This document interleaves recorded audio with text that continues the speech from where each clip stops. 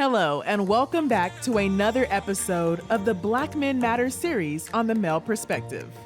The podcast that's all about dispelling stereotypes and shining a light on the rich and varied experiences of Black men from all around the world.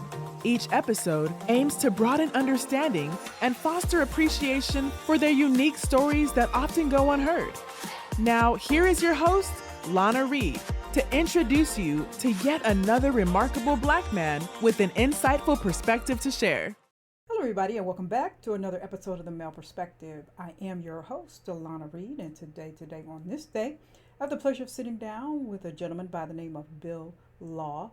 He's a songwriter, video creator, and has an amazing educational kit out that is doing some wonderful things for our young people, and I'm looking forward to spending time with him today. But first and foremost, as I always do, I take a quick moment to pause, say thank you to you for making time for me today. Time is a gift. Once you give it, you can't get it back. I truly appreciate you setting aside this time to talk to little old me. And with that, welcome to the show. Thanks for having me. It's a pleasure to be here today. Awesome. Pleasure. Well, the pleasure is mine. Well, let me jump right in because we have a short amount of space today and I got a long way to go. You have a video out called Being Black. And I was so tickled when I saw that because I grew up on Sesame Street. And I was like, yay! So my first question is, what inspired you to write the song and lean into Mr. Kermit the Frog there? Well, it's interesting. It actually came to me in the middle of the night. You mentioned that I'm a songwriter, and a lot of times the ideas for songwriters, they come at odd times. It can be in the middle of the night, early in the morning, whenever. And so what happened was, to make a long story short, I had this dream about Kermit the Frog, but he was singing. His video was about being green, but he was singing about being black. And I said to myself, wait a minute. He's a green character. What is he doing singing about being black?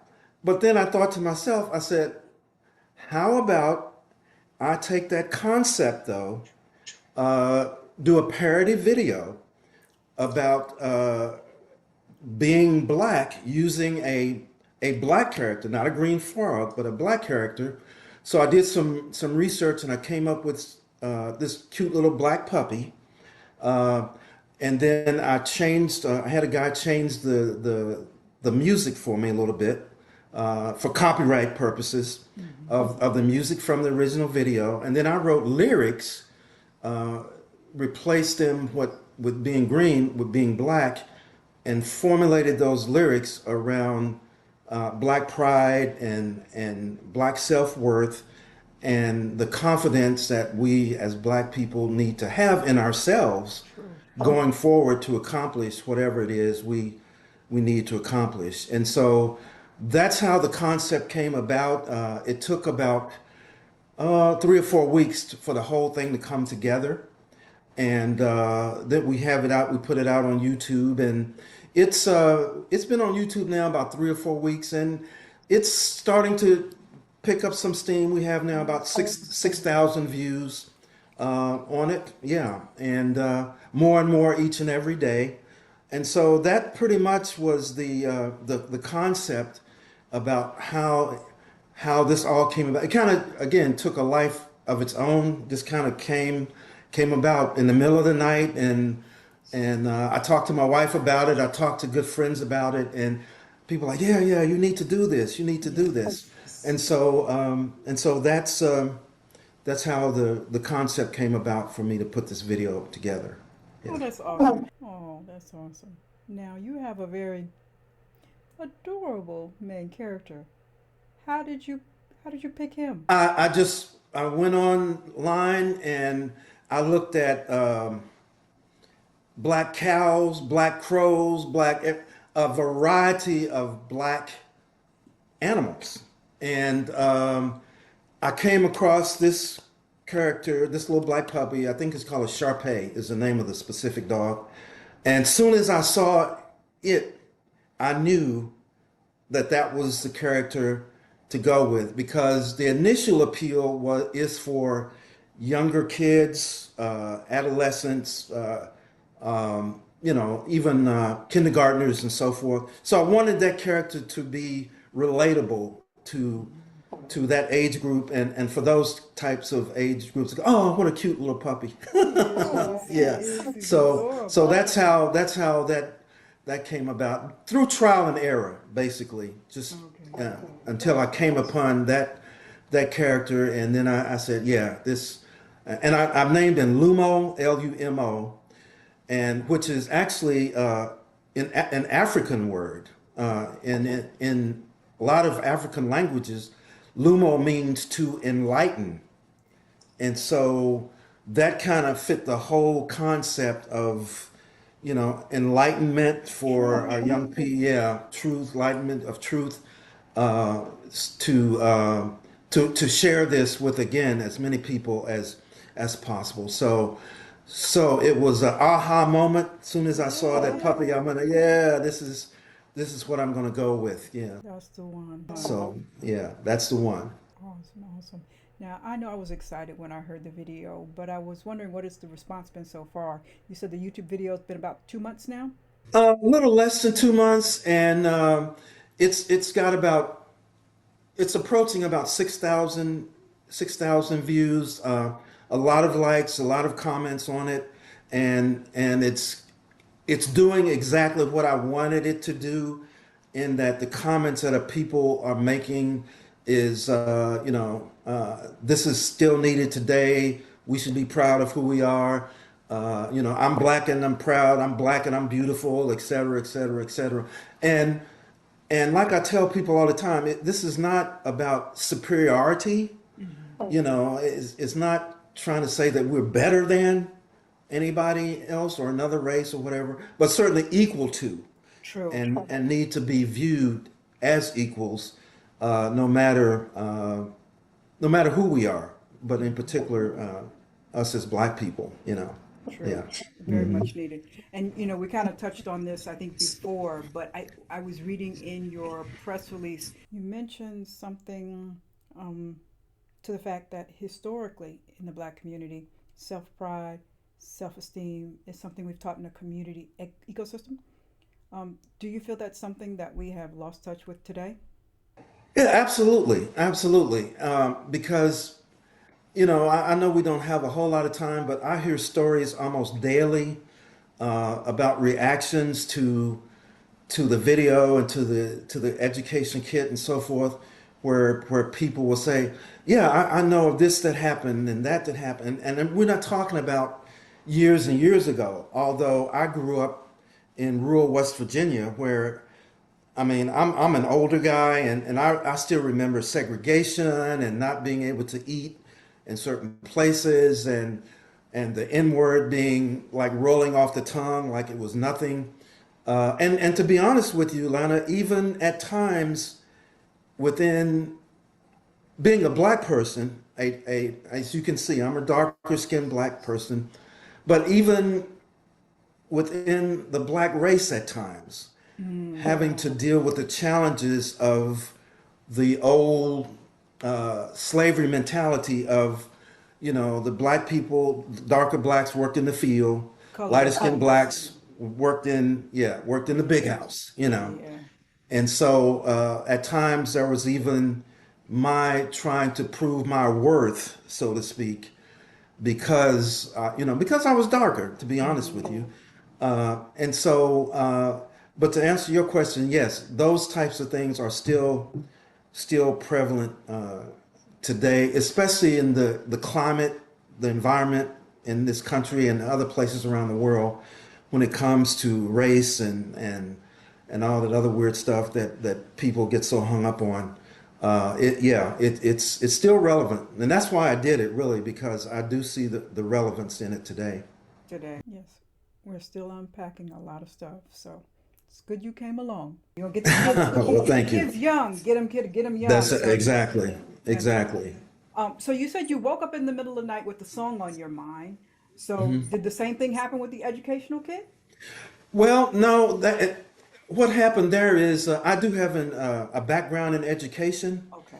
Yeah, I have a background in education, and so because of that, I had the idea. I said, well, what if I would take the concept of the video and kind of extend it to a educational resource kit that educators and parents and community leaders, grandparents, daycare center providers, and so forth could use as a tool, either one-on-one or in a classroom setting, to further facilitate the idea of Black pride and self-worth and things of this nature. So what I did was I have a very good friend of mine who has a background as a school teacher. So I ran it by him. He and I talked about it, and he said, "Yeah, man," he said, "that's a great idea." And so I just kind of sat down and kind of developed a plan based on kind of like a curriculum, actually, a step-by-step plan for the use of this kit that that can be used by those Black people to facilitate this sense of pride and self-worth in our youth. Great. Yeah. So what will people, besides the video, what will people find in the kit? Well, it's 100% downloadable. It's a digital kit, so Okay. there's no sending it through the mail or anything like that. There's 6 different components, actually 7 now, 7 different components to it, and it starts out by just an overall framework for some suggestions. And we tried to do this so that the person, the facilitator, still could use their own creativity to kind of, we didn't want to structure it so that there was no flexibility, even in terms of the steps in the process for the kit. But there's an instruction guide for the facilitator. There's a setup in terms of purpose and direction. There are worksheets for the young person to use, whereby they talk about what it means to them, to be Black. Even part of it is, how do we interact as Black people with other races? And one of the things that I did for the younger individuals, like the kindergarten ages and maybe the first graders and so forth, I did there's a picture of this dog, but it's like a picture drawing of this puppy, where the student will hopefully take a black crayon or pencil and color it in. Okay. And then once they do that, the facilitator will ask, like, how did you feel when you did that? How do you relate to that experience? And so there's several of those type of activities that the student, for lack of a better word, I'll say the student, goes through.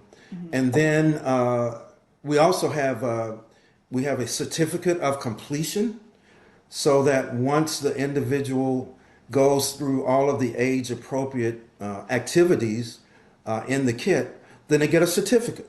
Okay. And and it had, at the top of it, it has a picture of Lumo, the dog, and then it says, like, this is to certify that Lana Reid has completed the steps involved in the activities of this kit. The facilitator signs it and dates it, and hopefully that student or individual young person going forward can look at that as with pride and accomplishment. Yeah, in that specifically, Awesome. So yeah, so we try to make it as easy as possible. We try to make it fun, in that the video itself is embedded into the kit. So at any point, the facilitator can stop the activity and maybe play the video again if they want, or whatever.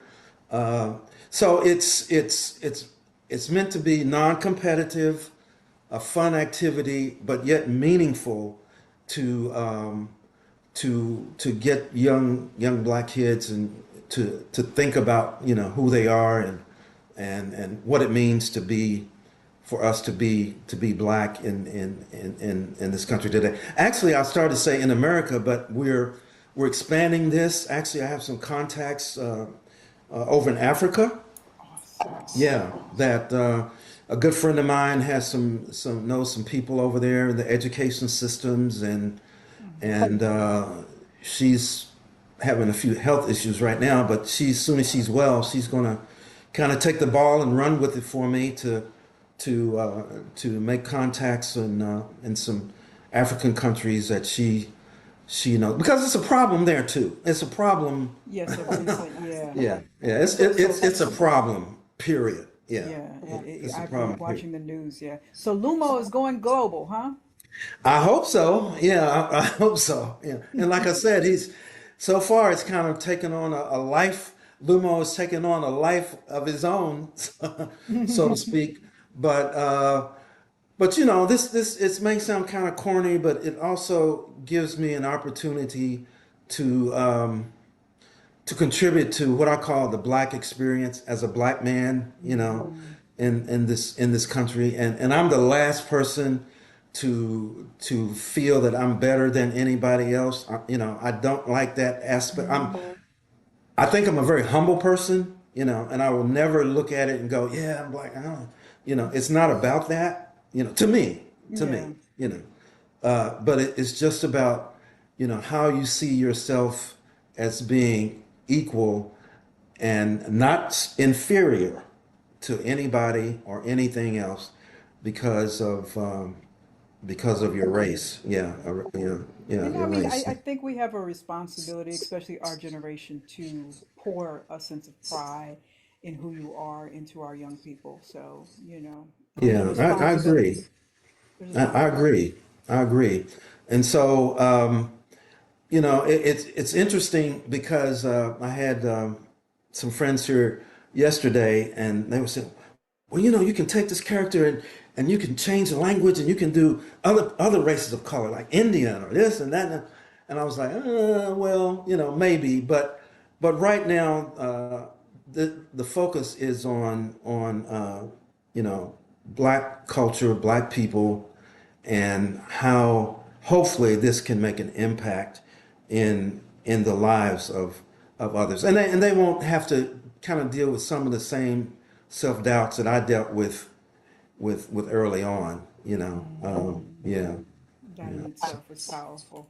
So, what Yes. I think I missed it, or maybe I didn't ask. What age bracket is the kit for, basically? Well, technically we've come up with about 5 years old to about Okay. 12 years old. However, the person that has been the most enthusiastic about this video and this kit is an older black guy in Chicago. I think he's in his 60s, and he called me up and he just went on and how great this is, and you need to do this and you need to do that and everything. And he said, I'm going to do it myself. So it's the way it's structured. Anybody can take it and use it and kind of go through the exercises, if nothing else, just as reminders of who we are or who they are. But the whole idea was to target it to the youth. That's what the concept is, to target it to our youth. And so some of the way I have it structured is the facilitator will have the option of maybe not even, if the whole kit may not be age appropriate for every single person that they want to use this kit with. So they can kind of pick and choose or structure it, maybe only do one of the worksheets rather than three of them, or, I don't, again, to give it some flexibility, because they would have a better idea of the capabilities of the age group of the student that they're, Understood. that they're working with. So I didn't want to structure. Matter of fact, the first README page talks about these are just suggestions as to how to use it. If you can think of a better way, then feel free to do that. But yeah, so I'm not to toot my own horn, but I'm proud of of the effort, and hopefully, individuals, as we get going with this thing, we'll see. The other thing is I did it inexpensively, the kit. I have to be honest. If I can recover the expenses that I had to put into making these things, that would be great. But for me, and I'm talking with you today, but it's not about the money. For me, with this, if it was, people say, well, why didn't you charge this? Why didn't you charge? Why didn't you charge? Because I wanted to make it accessible to, to people. And so at $20 for the kit, that's what it costs. Which is, hopefully, people will look at that and go, yeah, I mean, it's certainly going to be worth, spending, $20 to go through this kit and, and hopefully impact somebody's life with it. Is the idea of what I want to try to do. Mm-hmm. And you will. So let me not put too much on you, but let me ask you this. Are there any thoughts for any more songs, more educational kits? Well, that's a good question. Again, I said before, well, my mom always said, never say never. That was one of her mantras. Never say never, about anything.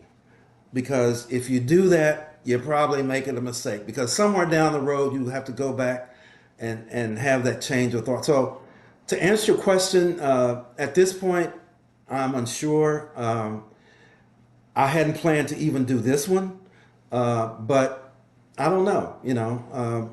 People, like I said yesterday, some people were here and they were like, "Yeah, you need to do this for the Indian culture," and and I was like, "Yeah, okay." So to be perfectly honest, Lena, I don't know, but I'm not going to say it's not going to happen. But right now, I don't know. I don't know. Maybe because I am black, I have such a strong connection to this particular message and this particular video. But I don't. Time will tell. Stay tuned, as they say. Stay tuned. We have to keep an eye out, right? Have to keep an eye out, right? Let me just ask a curious question now. You are a songwriter. Were you writing children's songs before, or did you have another genre you kind of leaned into? No, I actually, now this is going to, for the most part, I wrote some pop stuff, and I actually wrote some country music. Is that a West Virginia thing? That was a West Virginia thing, and it's a long story about how I got involved in it. But briefly, I worked with a guy that was a country and western songwriter, and he used to write these songs, and he'd bring them into work. And he knew I was into music because I was in bands and played, and my mom taught piano and this and the other. And he'd go, "Bill, listen to this song," and his name was Steve. And I go, "Steve, I don't want to hear." Come on, man! I don't, because I grew up on R&B, and although I have an eclectic taste in music, my music collection is, I've got rock and symphonic and classical and this and that and the other, but jazz, but no country at that time. But he would bring these songs in every day, and he said, "Listen to this for me. Let me know what you think."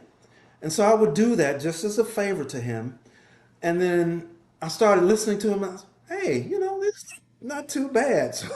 So that's how I got involved in kind of expanding my again. A lot of the ideas for all of my songs came at night doing. I think of a melody, get up, go into the piano, and sit down and tinker around and kind of work it out. So I've written, but most of the songs that I've written, I try to keep positive, even the country songs that I've written, they're not just about breaking up and my heart and, kind of sobbing in your beer. Yeah. It's like, it's kind of like, let's work this out, Okay. let's stay together. let's work this out. Um, I wrote a tune called Family Ties, which is about strong family values and how families need to stick together through thick and thin. And several of the couple songs that I wrote have the same theme. You know, life is hard, but we can do this. We can do it Okay. together. So, you know, don't run out the door because I burnt your toast.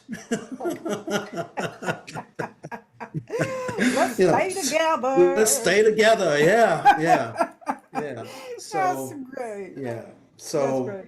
but this project I'm working on now with this video and this kit have kind of are consuming the majority of my time when it comes to music and video creation and things of this nature. And so I may get back to doing other stuff later on, but right now, you know, you can spread yourself too thin True. sometimes, you know, and so if you do that, something's going to suffer.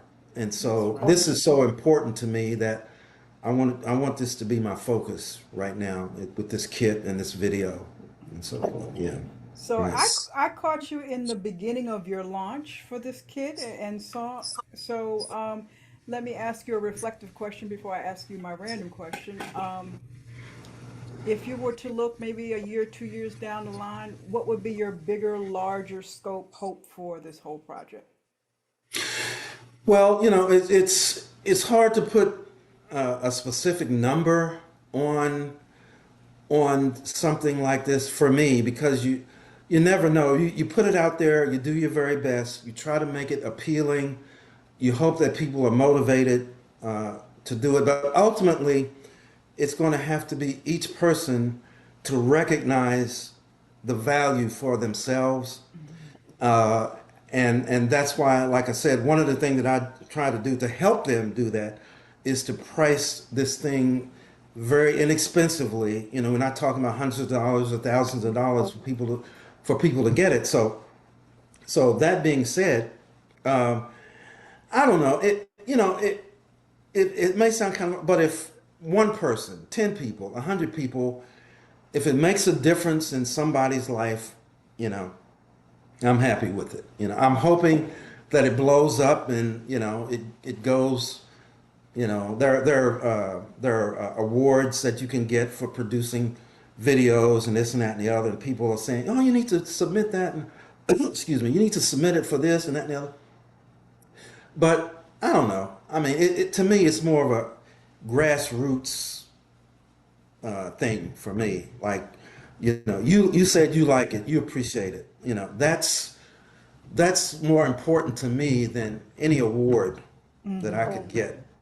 You know, if that makes sense, It you does. It know, does. yeah, And yeah. I do want to stress before I let you go that, there might be parents or caretakers of black children. They don't have to sit and wait for the teachers to say, okay, we're going to bring this into the school. No, They absolutely, can do no, this at home, Abs- right? absolutely, absolutely. Matter of fact, my sister, who has a daughter, and her daughter actually is my sister's grandson. He's 5 or 6, I believe, and she was like, "I'm not going to wait for the school." She said, "I'm going to help you get it into schools." She said, "But I'm not going to wait for that. You know, I'm going to go ahead and get it so he can get started with it. So my daughter can get started with him and with some of these activities and so forth." So no, it can be used in school. It could be used for homeschoolers. It could be used for parents, grandparents, daycare facilitators, community programs. So it has a lot of different applications. I feel Awesome. that people can. So no, they don't have to wait for the schools to embrace it, so to speak. Yeah. Okay, okay. So now I'm just waiting for the kids to say we want to see Lumo in person. So we have to do the Yeah. puppet show. We're gonna have to Right. just travel. Lumo's gonna have to have You have bags. to We'll take to the travel. road, right? Yeah. All right. Let me ask you my random question, and then I'm gonna ask you to tell us how we pick up the kit and Okay. all of that. Let's see what I've got here. If you won $1 million, what would you buy first? What would I buy first? Well, it wouldn't be anything for me. I will try to do as much good as I can for those who are less fortunate than myself. Uh, and that could run the range from food to housing to whatever. And it's interesting that you asked me that because we were talking. I was talking to friends the other night. Oh, I know what it was. It was the lottery, where somebody won like almost $2 billion. Yeah, one person, and I think they were in Alabama or one of the southern states. And we had a lengthy discussion about what do you do with, there's only so much you can. So I don't know. I believe in being comfortable. I never have been one that had a lot of money or thought I needed a lot of money. I've got one pair of black shoes, one pair of brown shoes, one 3 or 4 suits. I mean, that's just the way I was raised. Not to put a lot of emphasis on money. So for me, and I probably wind up just trying to help as many people as I could with it. Yeah, yeah. So You can't take it with you where we're going, right? you can't, yeah, you can't take it with you. There's no expression I've never seen. A money truck attached to the back of a hearse on the way to the graveyard. But I said, hold on, let me stop at the bank, Yeah, right? let me stop at the bank. I've never seen that. So My, yeah, and my faith too in God, and it's just always been about service to others, and the model of, I don't want to start preaching, but just that whole concept about religion and looking to Jesus as our model, and how his whole thing was about helping people. That's right. And so that's kind of what I try to do in a limited way. We are here to serve. We are here to serve. Yeah, yeah, exactly. Well, so tell us how we pick up the kit, how we Okay. possibly see the video. Well, the video's on the kit. So tell us how we connect with you. Yeah. Well, let's talk about the video first for a minute, because the video is incorporated into the kit. However, if the listeners don't mind going on YouTube to watch it, that will help me, because there's an algorithm with YouTube videos, the number of people that watch it and the likes and the people that subscribe to your channel. So all a person has to do, there is a link to it, but it may be easier, rather than trying to give all the letters for the link, is just say go to YouTube, to the search bar, and put in Being Black, which is the name of the video, Being Black by Lynn, Lin, Jess, Jess, Music. So Being Black by Lynn Jess Music.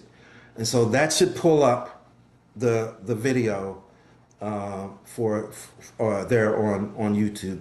And again, if there's anybody that goes there, they like it, hit the like button, subscribe to my channel, leave a comment if they so desire. And so far, I've got 100% positive comments. So that could change tomorrow, but hopefully it won't. But all of that, Who would do negative on a puppy? I don't know. People are. It's funny that I brought that up, because the only negative comment that I had in this whole process, there was a black man over in Africa that I connected with on LinkedIn, and he said he loved the video, but he didn't like the puppy. And I was like, okay, well, you can't please everybody with everything. You should have used another animal. I was like, But other than that, everything has been positive. So that's how you watch the video. As far as the kit, there is a website and the website is Lumo, Lumo, blackmedia.com. So Lumo, BLACKMEDIA.com. And that will take you right to the website with the kit.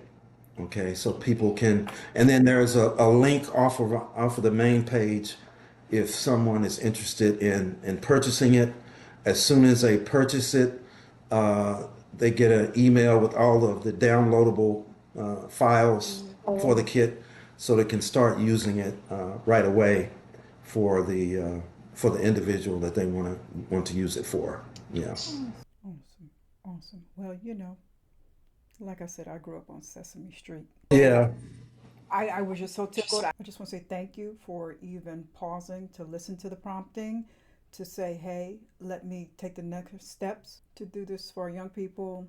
I think that, like you alluded to, our young people really, really need to be poured into. Our young Black youth need to be poured into. So to have somebody say, I'm going to do my part, that's just so impactful. And I wish I know you're not in it for the dollars, but I just wish you tons of impact. Yeah, and there we go. Yeah. Because if that happens, then, then the dollars will take care of themselves, I think. If I approach it the right way and not talk money, mm-hmm. This is about making money, and there's, because it really isn't. And like I said, people have said, I had a marketing guy out in, where is he? Out in Arizona. He was telling me, I like your price point, but you can charge more for that, And I'm like, yeah, I know, but I don't want to. So I want to make it accessible as I can to everybody, so that they can. I don't want the dollars to be an excuse not to move forward with the product, I guess. Make sure our young people have access. Make sure, our young people have access to it. So, So thank you so much for having me. Thank you. Today. I thank you for making time for me, and I thank you for all you're doing, and I thank you for just being Bill. How about that? And I thank you for being Lana. How about that? Awesome. Yeah. Well, that is all for this week's episode of The Male Perspective. I'm your host, Lana Reid, and I will see everybody next time. Thanks for listening to another episode of the Black Men Matter series on The Male Perspective. This podcast is an initiative of Conversations in Color, a 501c3 nonprofit dedicated to uplifting Black voices. Make sure to check out our website, conversationsincolor.org, and be sure to like, share, and subscribe on your favorite podcast platforms. We'll see you on the next episode.